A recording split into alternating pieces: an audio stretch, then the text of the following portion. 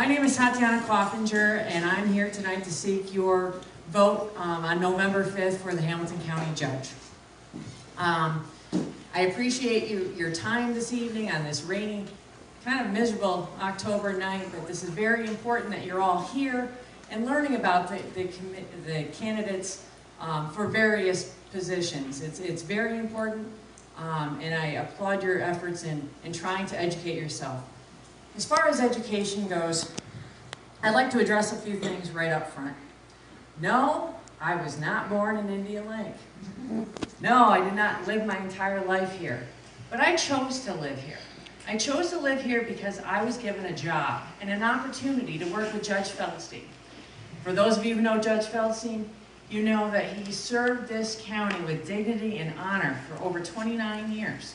And when he called me in November of 2015 and said, would you come work for me? And would you finally move to Hamilton County? I had a reason and I had a motive because I wanted to work with Judge Feldstein. He and I had worked together sporadically through the years, and this was my opportunity to work full-time and soak up the knowledge that he had for all those years. He was highly respected, and I took that opportunity, and I am not ashamed to admit that. Another thing that's been brought up, no, my kids do not go to school in Indian Lake. I have two children, they're teenagers. When I first purchased a house here in 2017, my father-in-law was living with us at our house in Greenwich. He had dementia, his wife had just died. It was not a good time to move him, and we chose as a family not to. Rather than me driving 71 miles each way, I lived full-time in Indian Lake. We gave our kids a choice. And as teenagers, they said, if we can stay here with our grandfather and our father in the home that we've lived in our entire lives and go to school with the same kids that we've known since kindergarten, we want to take that. And as a parent, that was the right decision. In our family, that's what we chose to do, and I don't regret that. Our kids have friends in Indian Lake. They have friends in Wells and Long Lake. It's amazing through social media where they pick up friends. But they have a lot of friends here. And in fact, our son, who's going to be 16 very soon, he wants to be a forest ranger. And why does he want to be a forest ranger? So he can live in the Adirondack Park and work in one of those jobs that are very centrally located and part of the environment here. So it's not that I'm breezing through. I've been planning on coming here to retire since I first came to vacation in 1995. But the opportunity was present for me to actually invest and buy a home here and live here and work with people. And I took that opportunity because that's what you do. Now, there's more about opportunities. I've been blessed through hard work and just good timing to have had opportunities to work with some of the finest judges as a law clerk and court attorney since 2000. Actually, since 1998 when I had a paid internship. In 99 I had a paid internship with the state. I went into being a court attorney because it fits me. I'm good at what I do. I understand how it is to work for someone who's neutral, unbiased, fair. You look at both sides. That's just my nature, and it's worked out for me. In my opportunities, I have worked for various judges in very big courts. I've worked in Schenectady, I've worked in Saratoga, Washington, Warren, St. Lawrence, Essex, Clinton, Franklin, and Hamilton County. For the last 3 years, I've been in Hamilton County, getting to know the people, getting to know the services, getting to know those cases. What does a law clerk or a court attorney do? This is the big mystery. I'm not a secretary.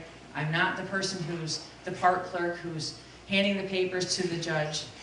Every single piece of paper that comes into chambers, which is the office of the judge, every piece of paper that comes in comes across my desk.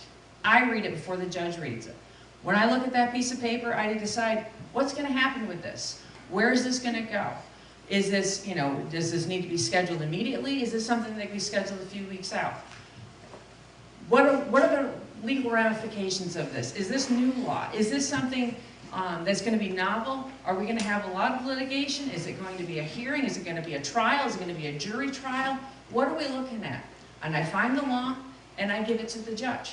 This is what I do. Now, since 1998, when I wrote my first decision, or drafted the first decision, I've written over 3,000 decisions. 3,000 plus probably closer to 3,500 at this point. It's a lot of writing. It's a lot of legal issues. Small cases, little tiny, disputes over rental or property uses, up to big, complex, multinational firms that have had businesses in some of the locations that I've worked in as part of the jurisdiction. I've done a lot of family court. I've done a lot of criminal work. I've had multiple homicides that I've worked on and the trials, sex cases, major cases. I've prepared the jury minutes, or the jury instructions. I've prepared the decisions, the forms. This is not something new. This is something I've been training for my entire career at this point. Excuse me.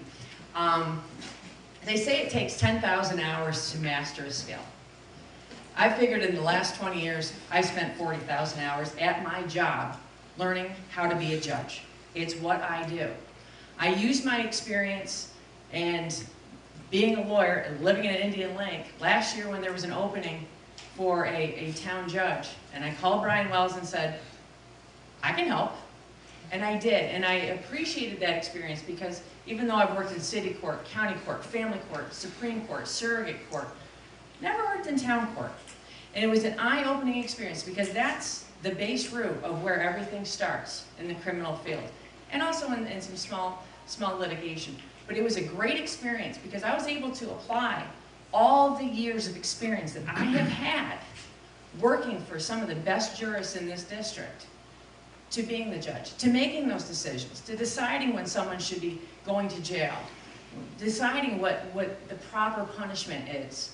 Because you take recommendations from the defense attorney and you take recommendations from the district attorney in a criminal matter, but the judge is the person who goes to bed at night knowing, did I do this right? Or not knowing, did I do this right? And questioning it, because you have to look at a lot of factors. There's a lot of changes that are coming starting January 1st. You heard the district attorney candidates talking about it.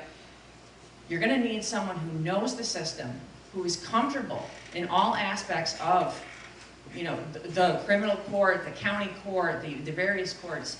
You're going to need someone who's going to be able to guide that person, because we're all going to be kind of at a loss with the new legislation. No one really knows. The court administration keeps putting off our training because they don't even know what to do with this yet. But we're going to have to work together. But you're going to need somebody that has experience, that knows how to manage through the maze that the Office of Court Administration is. I've been doing that for years. I've worked on some of the newest laws as they've come out. I've gotten over $500,000 in federal grants before for starting a new program. I have the enthusiasm and I have the experience that it's going to take going into the new decade without Judge Feldstein at the helm. It's a new time, a new DA, a new judge, and I think I have the experience. Even if I'm not a local, I've got the experience that you're looking for that next county judge. I hope you vote for me. I hope you think of me on November 5th. It's very important. I understand it's a 10-year term, and this is a big commitment that you're all putting yourself down for. But it's very important because the county judge touches so many aspects of your lives that you don't know. It's kind of like the treasurer's office or DMV. We do pistol permits.